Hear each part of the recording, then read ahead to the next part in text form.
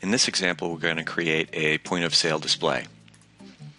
So we'll open up our PDF file, and this PDF file is flattened or all one layer. There's only one layer to it. But I do have a cut line, and I also have some crease lines here defined. I don't want to print those, so what I'm going to do is actually make a new layer, and we'll rename it. Rename the new layer Cut. And I'm going to select my cut line, and we'll move that to the current layer. And because I'm connected to the zoomed cutter, I can actually just click on that print icon and assign it as a through cut, so the zoomed recognizes that as a cut layer. Now if I turn that off, you'll see that is now on the new layer. I'm going to make another new layer. This will be the crease layer, so I'll just name it crease. I'll select my crease lines, and we'll move that to the current layer. And of course, assign it as a crease.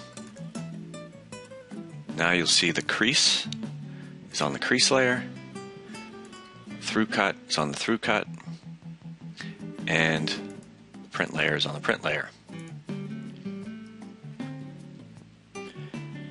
Before I print the job, I want to nest it together to save media. So I'm going to go up here to Combine. We'll define our true shape nesting parameters, set up our media size here, and I'm going to make 4 copies along the width of this. 4 copies should be just about right. And I'm going to allow a free rotation to give me the best fit. We'll say OK. Now the job is being processed to nest. And you can see we're going to save a lot of media as opposed to printing them 1 copy at a time. Now that the job's nested to my liking, I'm ready to print the job. So we'll go and submit it. And all I need to do is make sure I have my registration marks on. And I'm going to use the barcode for the zoomed cutter so that there's no errors in cutting this job. And I'm going to have automatic marks turned on so it can position itself correctly. I could also put manual marks in as well. However, it's a lot easier just to use the automatic marks. I'll submit this job, and now it goes off for ripping, and I'm ready for the next job.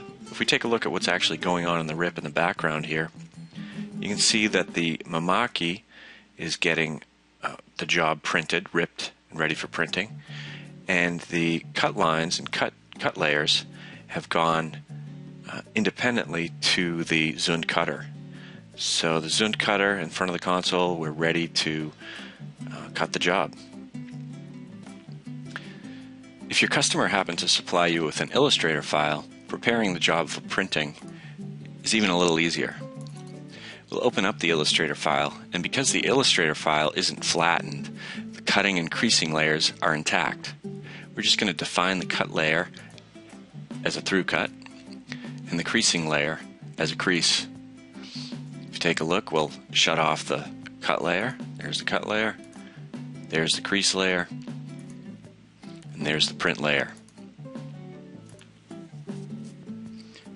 You use the same steps to nest and submit the job with the Illustrator file as you did the PDF file.